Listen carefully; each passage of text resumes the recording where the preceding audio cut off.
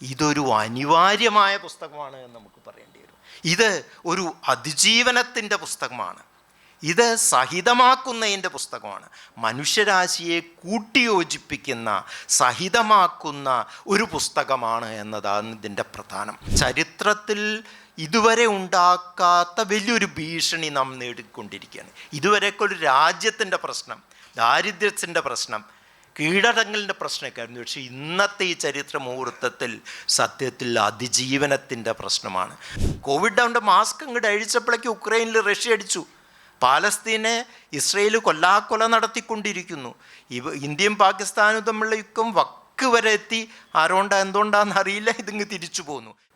ബഹുമാന്യനായ അധ്യക്ഷൻ അബൂബക്കർ ആശിയാന, ഈ സമ്മേളനത്തിന് സ്വാഗതം പറഞ്ഞ പ്രിയ സഹോദരൻ ഷാഫി ഹുദവി, പുസ്തക പ്രകാശനം നടത്തിയ എൻ്റെ പ്രിയ സുഹൃത്തും പ്രഗത്ഭനായ പ്രാസംഗികരും എഴുത്തുകാരനുമായ KN,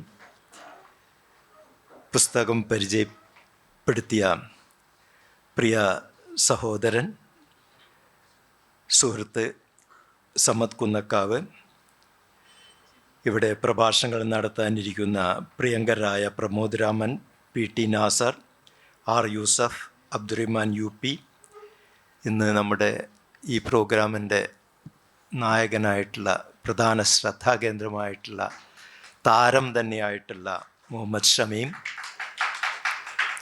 പ്രിയപ്പെട്ട സുഹൃത്തുക്കളെ, നമുക്ക് സാധ്യമാണ്, മനുഷ്യൻ തമ്മിൽ യോജിപ്പ് സാധ്യമാണ്, സംസ്കാരങ്ങളുടെ ക്ലാഷ് അല്ല, കൺകോഡ്, പാരസ്പര്യം സാധ്യമാണ്. അങ്ങനെ മനുഷ്യൻ്റെ ജീവിതം സാധ്യമാണ്, അതിജീവനം സാധ്യമാണ് എന്ന് പ്രഖ്യാപിക്കുന്ന ഒരു പുസ്തകമാണ്.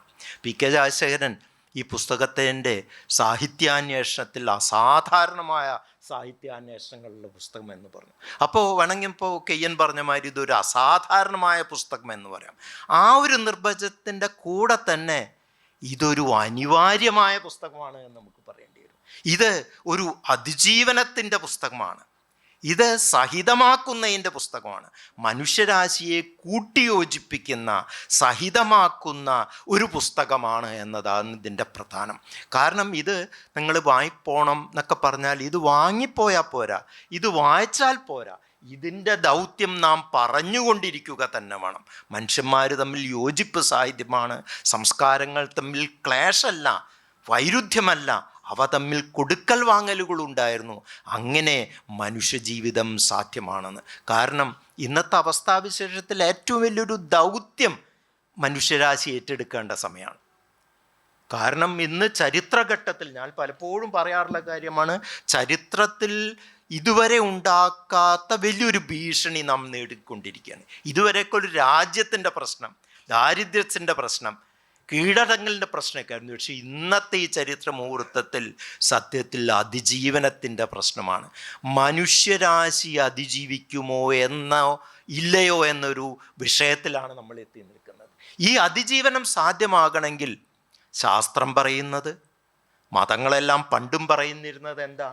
മനുഷ്യൻ തമ്മിലുള്ള ഐക്യം വേണം.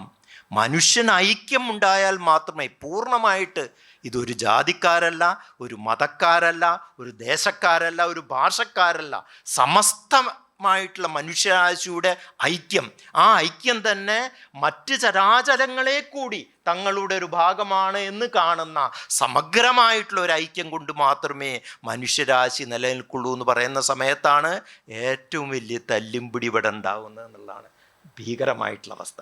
ഏറ്റവും വലിയ ക്ലാഷുകൾ ഉണ്ടാവുകയാണ്. കോവിഡ് അവൻ്റെ മാസ്ക് അങ്ങോട്ട് അഴിച്ചപ്പോഴേക്ക് ഉക്രൈനിൽ റഷ്യ അടിച്ചു. പാലസ്തീനെ ഇസ്രയേൽ കൊല്ലാക്കൊല നടത്തിക്കൊണ്ടിരിക്കുന്നു. ഇന്ത്യയും പാകിസ്ഥാനും തമ്മിലുള്ള യുദ്ധം വക്ക് വരെ എത്തി. എന്തുകൊണ്ടാണെന്ന് അറിയില്ല, ഇതിങ്ങ് തിരിച്ചു പോന്നു. ഇങ്ങനെ വിഭജനത്തിൻ്റെ, അതായത് ഭാഷയുടെ പേരിൽ, ജാതിയുടെ പേരിൽ, മതത്തിൽ, ഇവിടെ കമലാസുരയ്യ മുസ്ലിം സഹോദരരെ ഏറ്റവും നന്നായി ചിത്രീകരിക്കും. ഞാൻ എൻ്റെ കൃഷ്ണനെയും കൂട്ടിക്കൊണ്ടാണ് ഇസ്ലാമിലേക്ക് പോകുന്നത് എന്ന് പറഞ്ഞ വലിയ ദാർശനികമായിട്ടുള്ള തിയോളജിയുടെ കണ്ണ് കണ്ടിട്ടുള്ള എഴുത്തുകാർ വന്നിട്ടുണ്ടായിരുന്നു. നമ്മൾ കാര്യം മനസ്സിലാക്കണം.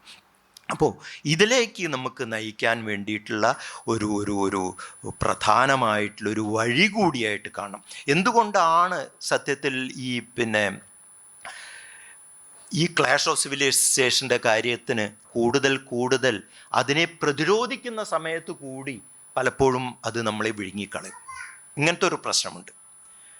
കാരണം ക്ലാഷ് ഓഫ് സിവിലൈസേഷൻ പറയുന്നത് നമുക്കൊന്നും ഒന്നിച്ച് നിൽക്കാൻ സാധിക്കുകയില്ല എന്നാണല്ലോ പറയുന്നത്. ഇതുണ്ടായിട്ടുള്ളത് സത്യത്തിൽ വെസ്റ്റേൺ ഹ്യൂമനിസം സങ്കല്പത്തിൽ നിന്ന് മറ്റൊരു രീതിയിലുള്ള ഒരു ബുദ്ധിമുട്ടുണ്ടായി വന്നിട്ടുണ്ട്. വെസ്റ്റേൺ ഹ്യൂമനിസം പിന്നെ ഒക്കെ മനുഷ്യൻ എല്ലാം ഒന്നാണ് എന്ന് പറയുന്ന സമയത്ത് ആ മനുഷ്യൻ്റെ ഉള്ളിലേക്ക് നോക്കുന്ന സമയത്ത് അവിടെ വെള്ളാരം കണ്ണുള്ള മനുഷ്യനെ നമുക്ക് കാണാൻ പറ്റുന്നത് വെസ്റ്റേൺ ആയിട്ടുള്ള മെയിൽ വൈറ്റ് ആയിട്ടുള്ള ആളെയാണ്. അപ്പം അതിനെതിരായിട്ട് ഓരോ സ്വത്വങ്ങളുടെയും ഐഡൻറ്റിറ്റി പ്രഖ്യാപിച്ചുകൊണ്ട് സ്വത്വത്തിൻ്റെ വാദങ്ങൾ ഉയർന്നു. അതൊരു തരം പ്രതിരോധമായിരുന്നു. പക്ഷേ ഈ സ്വത്വവാദങ്ങൾ കൂടി അത് മറ്റുള്ളവർ ഉപയോഗിക്കുന്ന ഒരു പ്രശ്നമായി. സ്വത്വവാദം കൂടുതൽ കൂടിക്കഴിഞ്ഞുണ്ടല്ലോ ഞാനും നീയും കൂടിയും ഒരിക്കലും യോജിപ്പില്ല എന്നോടത്തെത്തും. അത് മതവിരുദ്ധമായിട്ടുള്ളൊരു കാര്യം. അപ്പം സ്വത്വവാദം കൂടി കൂടുതൽ തീവ്രമായി കൊണ്ടു കഴിഞ്ഞാൽ ഈ യൂണിറ്റ് ഇല്ലാതെ ഊതുകയും മതത്തിൻ്റെ അകത്തുള്ള ഐക്യത്തിൻ്റെ സന്ദേശം നഷ്ടപ്പെടുകയും ചെയ്തു. അതുകൊണ്ട് ഈ വൈരുദ്ധ്യം, ഈ ഡൈക്കോട്ടമി, ഈ വൈപരീത്യം ഉണ്ടാക്കാൻ വേണ്ടി ഈ ശക്തികളെല്ലാം ശ്രമിക്കുകയാണ്. ഇപ്പോൾ ഗാന്ധിയും അംബേദ്കറും വൈരുദ്ധ്യങ്ങളാക്കി വയ്ക്കുന്നു. ഇപ്പോൾ പിന്നെ ശ്രീനാരായണ ഗുരു തന്നെ, ശ്രീനാരായണ ഗുരുവും ശങ്കരൻ്റെ ചില കാര്യങ്ങളൊക്കെ സ്വീകരിച്ചു, ചില കാര്യം സ്വീകരിച്ചു. പക്ഷേ ശങ്കരനെയും പിന്നെ ശ്രീനാരായണ ഗുരുവും വൈരുദ്ധ്യത്തിലെത്തിക്കുന്നു. ഈ ഡൈക്കോട്ടമി നമ്മൾ ഉപയോഗിക്കുന്ന സമയത്ത് അത് നമ്മൾ പാശ്ചാത്യമായിട്ടുള്ള വൈപരീത്യ സിദ്ധാന്തങ്ങൾക്ക് കീഴടങ്ങുകയാണ് എന്ന് നാം മനസ്സിലാക്കേണ്ട ഒരവസ്ഥാവിശേഷമുണ്ട്. സമയത്തിൻ്റെ പരിമിതി കൊണ്ട് ഞാൻ കൂടുതൽ നീട്ടിപ്പറയുന്നില്ല. കൂടുതൽ സംസാരിക്കേണ്ട ഒരു വിഷയമാണ് ഈ പുസ്തകത്തിലുള്ളത്. ഈ പുസ്തകം ഒരു അതിജീവനത്തിൻ്റെ പുസ്തകമാകട്ടെ, മനുഷ്യരാശിയെ സംയോജിപ്പിക്കേണ്ട പുസ്തകമാകട്ടെ.